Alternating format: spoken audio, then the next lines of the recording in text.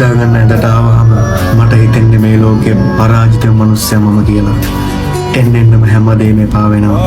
කිසිම දෙයක් ගැන ආසාවක් නෑ ඉස්සර වගේ. වෙලාව යනවා දැනෙන්නේවත් නෑ. එළිවෙනකන් ඇහැරගෙන කල්පනා කරන්නෙම ඇයි මට මෙහෙම වුනේ කියලා. ජීවිතේට ආපු ගියපු හැමෝම මට මගේ ජීවිතේ එපා වෙන තැනටම ගෙනාවා. දැන් මම මිනිස්සුන්ව විශ්වාස කරන්නේ නැහැ. මැරෙන්න බය නිසා ජීවත් වෙනවා. වෙලාවකට හිතනවා මේ හැම දෙයකින්ම ඈත් වෙන්න. සතුටින් ඉඳපු දවසක් මතක නැහැ. හැමදාම මම ගලේ ලෝකෙට පේන්නේ හිනාවුණු එක. ඒ හිත ඇතුලින් පොඩි එකෙක් වගේ අඬනවා.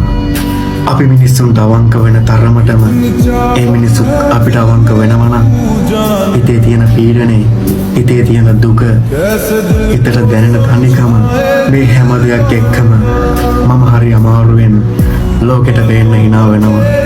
ඉතින් මම මගෙන්ම අහන්නේ ඇයි මට මෙහෙම වුනේ? දැන් මට හරි මහන්සි.